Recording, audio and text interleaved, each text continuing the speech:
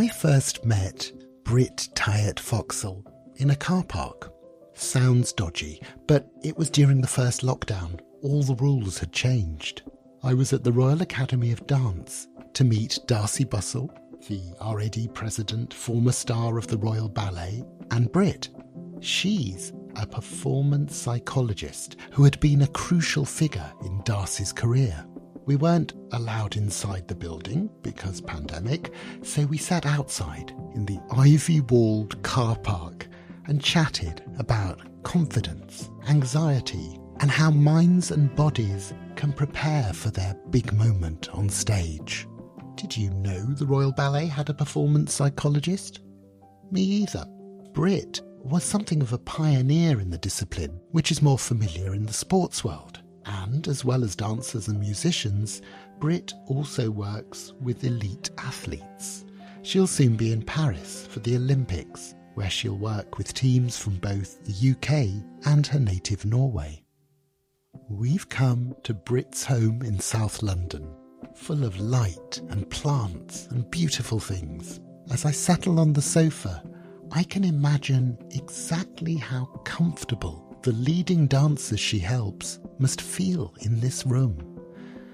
There is blessedly less stigma around discussing mental and emotional health than when Britt began her career. But when you're talking about difficult things, anxiety, fear, returning from injury, or taking on an exposing leading role, you need to feel safe.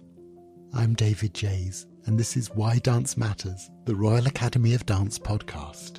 And we're ready to talk about the games our minds can play.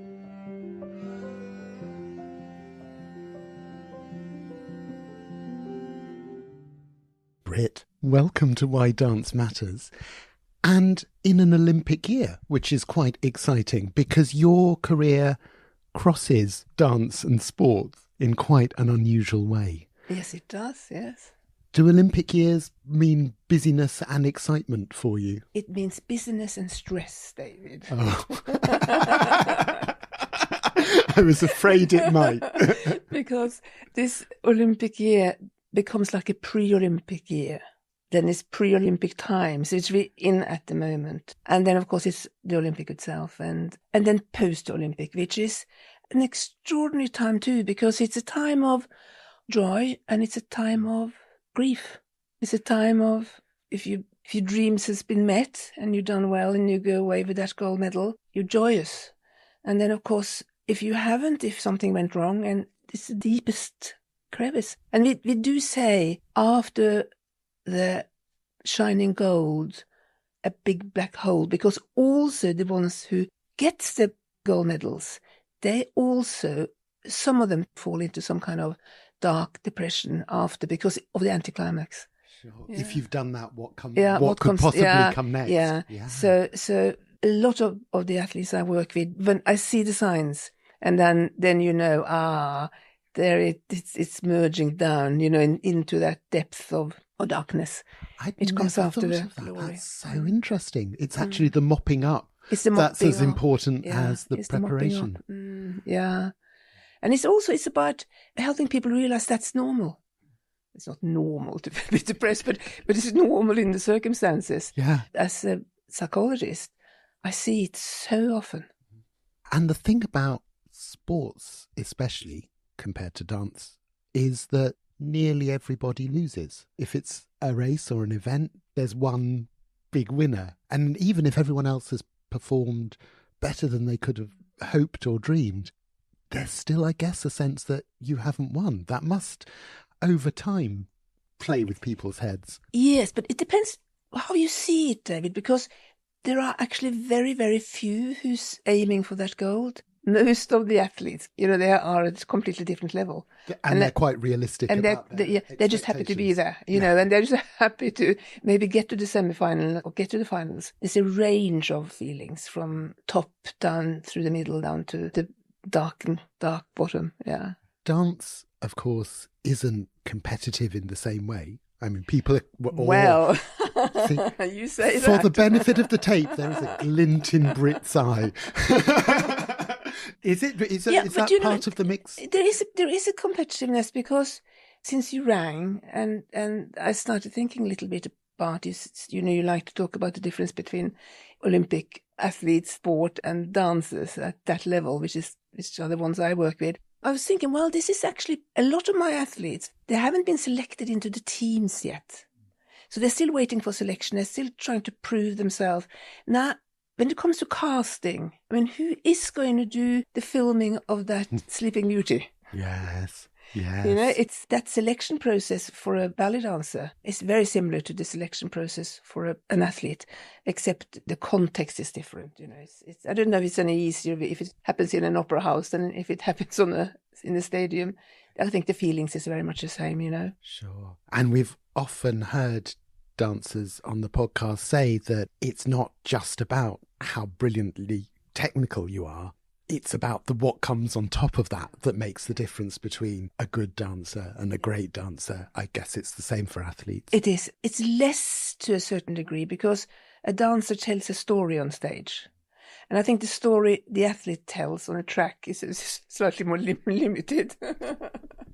But emotional in those couple of minutes, but yes. but I think that the athletic performance itself, to me, is art. Take a football player. Take a team like Manchester United or Manchester City or Arsenal, any of the top ones. Every Saturday on a match, they tell a story, and it's an incredibly important story to the owners, and it's a maybe even more important story to the people who's watching. And I don't know whether that's changed, because before, football was such a cultural and hugely important part of the English psyche. People went as granddad, dad, and the kids, but they can't afford that anymore. There's been a shift there, and whether that has changed the story that's being told, I don't know. And though the job of an athlete or a sports player isn't to be beautiful, that's not what they're there for. When you see a top-class sprinter in full flight, it is beautiful, isn't it? I think it's beautiful. The way that movement is just honed to something. Beautiful. It's beautiful, yeah. Sometimes, if I see a player I worked with and he scores a goal, it's a beautiful experience. But the movements, because they're so perfectly coordinated, and when you look at the translation of the movement from the brain to the body, and that journey, which is it's a neurophysiological journey, it's got to be absolutely perfect for the perfect outcome.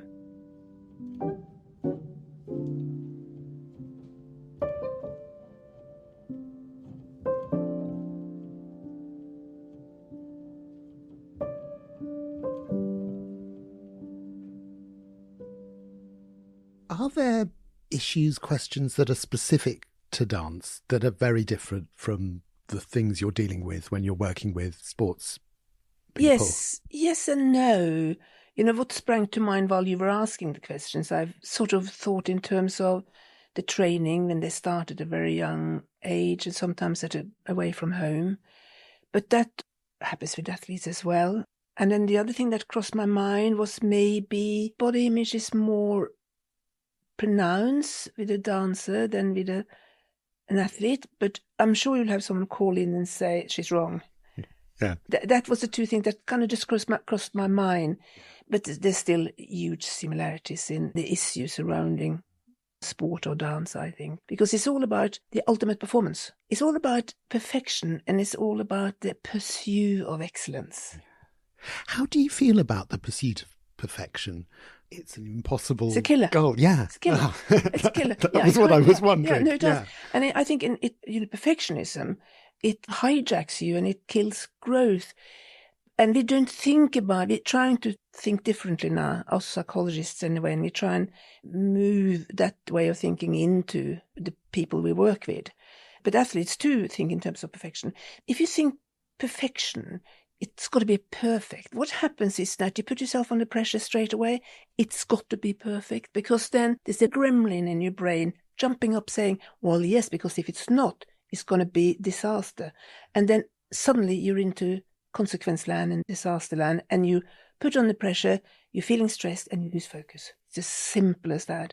And then what we try to do, we try to get away from using perfection to dividing it into positive perfectionism and negative perfectionism. And that was a step in the right direction. But what we've done now, or what I've done now anyway, when I work with dancers or athletes, is that we go through the effect of using that concept of perfectionism. So they get a feeling of how it tightens them and how it hijacks them. And then we swap it and we move it into the pursuit of excellence. Because if you're pursuing excellence, it never stops. And it's a beautiful, powerful, and I try and take them into the different mindsets and try to get them to try out a different step in a different mindset. And it's completely different. It's a freedom to the pursuit of excellence. It's blue sky above. Yeah. So it's thinking about the journey rather than what you're hoping to arrive at. It's kind of getting them out of that box. Because I suppose it's a bit like your gold medal athletes. Even if by some crazy miracle you achieved the perfect performance of Swan Lake, whatever that would be, yes, what next? What would you do? Yeah. And also, again, you're just mentioning Swan Lake. There's so many interpretations of it, and what's perfect and beautiful to someone watching, it might be completely different to someone else. Someone might be looking at the lyricism and the story they tell, and someone else might be looking at the technical aspects of it. So it's a moving feast, isn't it? Yes, yeah. Do dancers have very different ideas of what would be perfect for them in the same way? I find that there is still a limitation to the thought, because it's a lot of comparison that isn't necessarily useful. Because comparison, we always compare. When we compare, we automatically go into comparing ourselves to someone who's better at something than us and forgetting the things that we're good at. It becomes very one-sided. I think it's very punishing. So again, it's about education and trying just to get people to think differently about it in order to be able to extend themselves and grow and enjoy it more. Because when you do feel joy about what you're doing, you radiate. So it's going to be a better performance. Yes. That's my argument. That's perfect. Because you don't want to have a sense that the dancer is nervous about what they're doing or thinking so hard about what step comes next that they're forgetting who the character is. Yeah, because his thinking gets in the way. What is it? What was it Hamlet said? It's not what you think you are, but what you think you are. Yeah.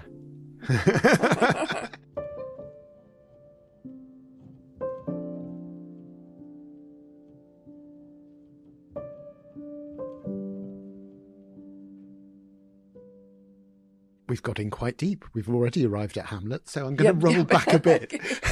And how did all of this journey begin for you, Britt? Were you a sporty child? Were you an arty child? Were you a dancey child? Yeah, no, I was not a sporty child. I was a child who walked with my feet turned inwards. Oh, okay. So my mum uses ballet lessons too, but that didn't last long. And I was a sort of an ordinary child, really. And this is in Norway? In Norway, yeah. I was very hardworking. I was a perfectionist in my own way. I like to get things right. And I was a sort of good girl syndrome, that we call it in Norway. Right. Yeah. Well, as in being well-behaved, yeah, being well-behaved, I did my homework, being, I was, diligent. Diligent, all those things. Yeah. Which I think it sort of stands you in good stead as you grow older, really, because you've got a basics to stand on.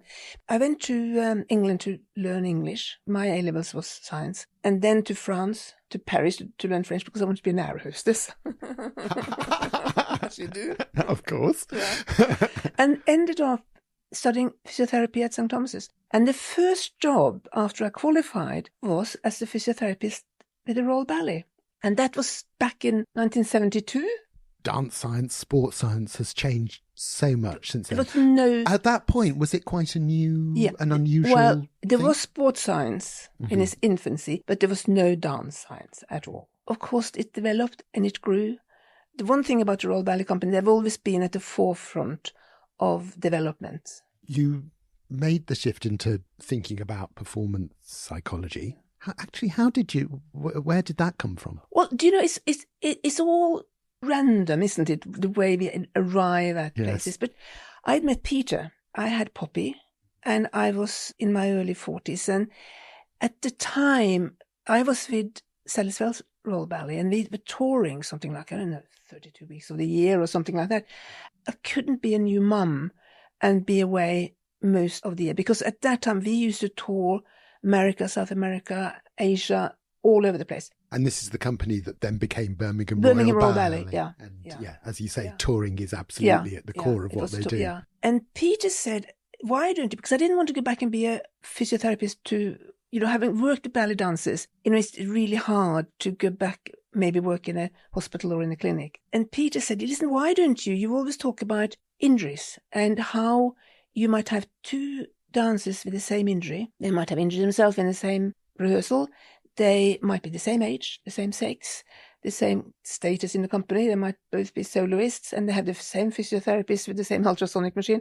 One gets better and the other one struggles. That was something that always interested me. Back then, when you studied physiotherapy, it wasn't something you touched upon really. You didn't do much psychology. So he said, well, while you're waiting for Poppy to be old enough, why don't you go back to university and just read some psychology? So he was the inspiration to it. Wow, that's amazing. Because if dance science was in its infancy when you started, dance psychology... Oh, but nothing. Yeah, I was going to say. Absolutely nothing. It was a kind of a blank slate in that way. And I went right back to doing a bachelor's, and then I went on to do a master's. I had no thought of getting back to ballet because there wasn't a ballet psychology.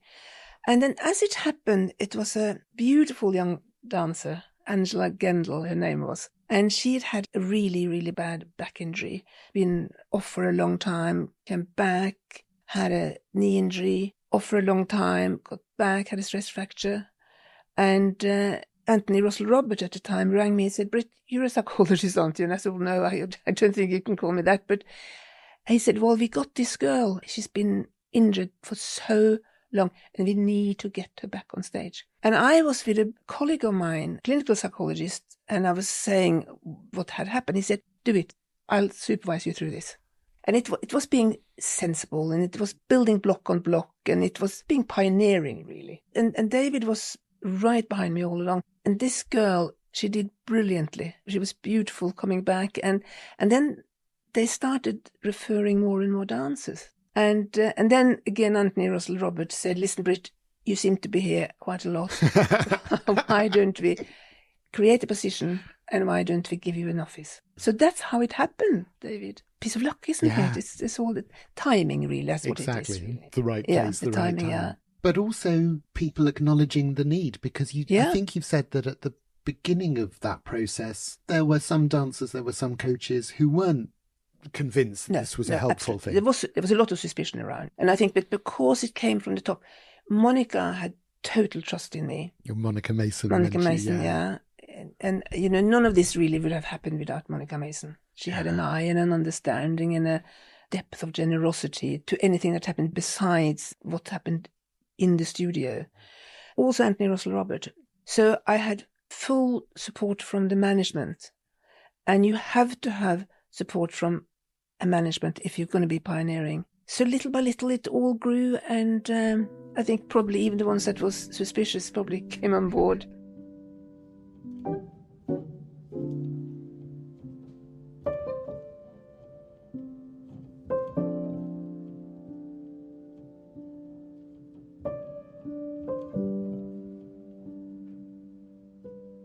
But there is this thing for dancers, isn't there? Because it's such a short career, that whether it's a physical injury or your emotional health, you sort of stagger on. You don't want to lose a month. You don't want to lose a year because you only have a finite number of months and years. And I suppose that's a barrier for you to get over as well, to encourage people to come earlier rather than wait until it's a crisis. Yeah, but a lot of the dancers or the athletes I see, they come and see me because of a crisis, because of injury. And the injury part of it, that's been a godsend for me. Everybody knows about injuries. They've all been injured, and if they haven't been, they know at some stage in their career they're likely to be, or they know someone who's been injured, and they're surrounded by injuries. So it's something they feel familiar with, so that I'm blessed with having had my physiotherapy background, because what my expertise is that I use the injury as a springboard to build a bridge into performance. into the part of being a better performer. That's the same with athletes. If they come and see me, they know that we're expecting better results, better performance. And that's the same with whoever, whether it's a ballet dancer or an opera singer or a rugby player. That journey we make from injury, using the injury to build that bridge into understanding. So what is performance? Because it's much more than the technical side of it. I have been lucky, or I've been blessed with good timing and having had lucky breaks, really. If it wasn't for the fact that I had been a physiotherapist, my journey wouldn't have been that easy. But also gives you perhaps a language to talk to dancers that they feel more comfortable with at first initially, that you're not going straight into the emotional stuff. You're talking about the pain in their knee. Absolutely, and simplifying it, because again, performance is a hugely complex concept. And when you want to get into someone's mindset in order to help them improve their performance, you've got to simplify something that is difficult and complex. So my journey really, it's about simplifying that bridge so that we can easily take hold of the different building blocks and manipulate them into a pattern or into a shape that is safe and forward moving.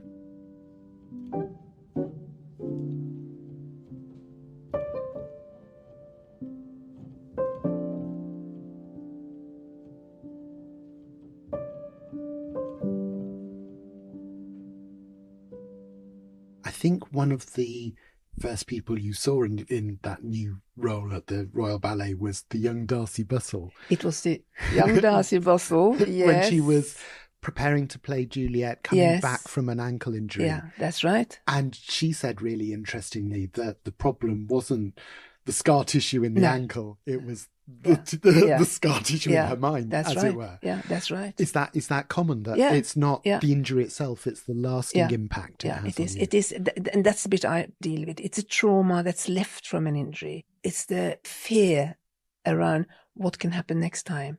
The strategies we used and the way we worked on her performance, on her Julie performance, was things that she took with her into her next life. It is, and it's something you've mentioned a few times in this conversation, that need to be fearless, or at least freedom from fear that sits in people's head. Yeah, it is being fearless, but I think freedom is a much more complementary expression, because just the part of the word fearless, fear and fearless create fear. It's the freedom really to be able to soar. Yeah. The pleasure of this work for you must be then seeing a performance and seeing the difference in a dancer who, from before they've been working with you to afterwards, to see them dance with that freedom. This is going to surprise you, but I very hardly go and watch them. Really? Yes.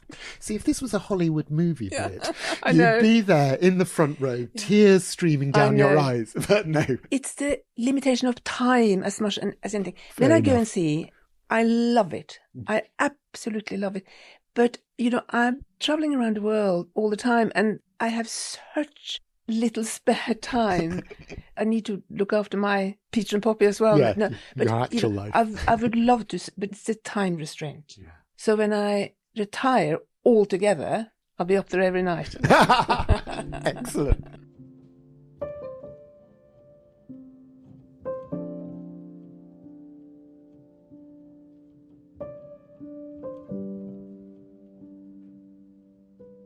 Over the course of your career, has that stigma gone away for people dealing with their emotional and their mental health? Do you notice that? I noticed, and especially for people to come to you. Yeah, I do notice that, and also generally, David, in terms of now mental health is now in focus. There is a lot of support and underpinning, looking at people's health and what do people need in order to function. I know that RAD dance teachers have reported, especially since the pandemic, a real spike in anxiety in young dancers, but equally a greater openness in talking about that and acknowledging it. Do you find that? I read about it and I hear about it, but the level of the kind of anxiety that I meet is more or less the same as it's always been, really. But I think if I go out looking for it, I will find it. And I think they're absolutely right in their experience. I think so. I know you also will say you're not doing therapy, you're not doing counselling. No. That's not what the job is. But I guess you must sometimes sense that there are deeper issues at play that perhaps lead people into these situations. Yeah, of course. And do you know, no two sessions I have with a dancer or an athlete is ever the same.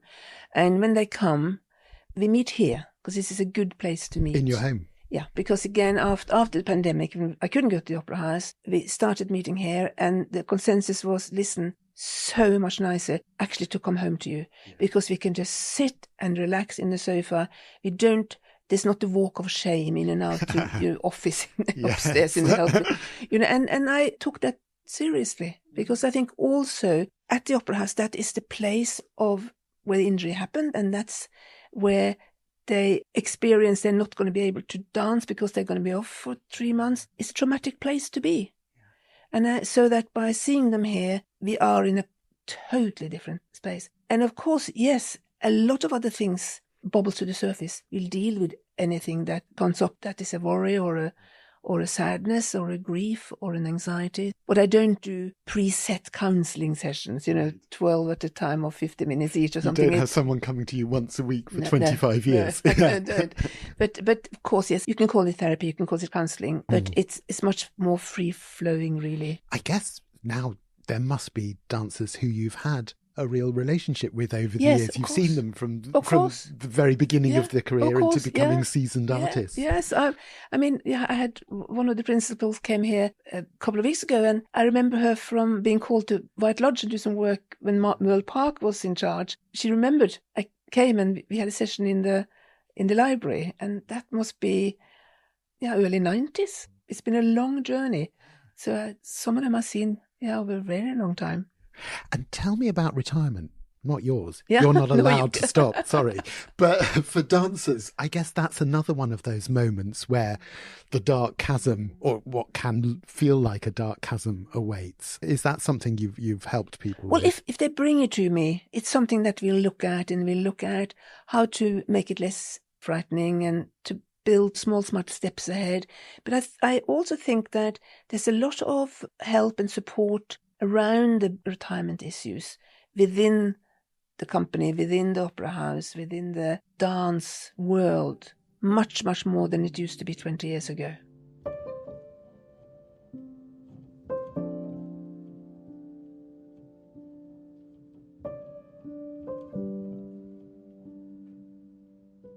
And what have you learnt from dance, from being in that world? Wow. What have dancers taught you? They have taught me so much about humbleness, about dignity, about strength, about power, about motivation, about compassion, about hard work, about gentleness and fierceness. Yeah, I think they are extraordinary creatures, extraordinary human beings. I certainly do. And finally, Britt, the final question is this. Why does dance matter to you? It matters because if it wasn't for dance, we wouldn't be having this lovely conversation now, would it? It's true. Because dance has been defining my career. Yeah. It started with the Royal Ballet, but it's extended to the most exciting, extraordinary career with footballers, Olympic champions, rugby players, barristers, musicians, any type of performance. So it's come from something narrow and it's spread out like a wonderful oak tree. Britt, terrible loss for air hostessing, but such a gift for dance. Thank you so much. Well, it was lovely to meet you again, David, and thank you.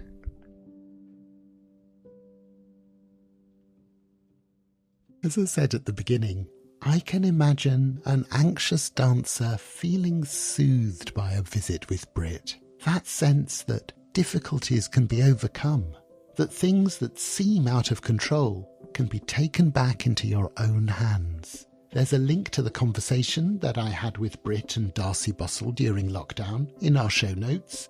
And please do subscribe and like the podcast so that you always hear the conversations we share.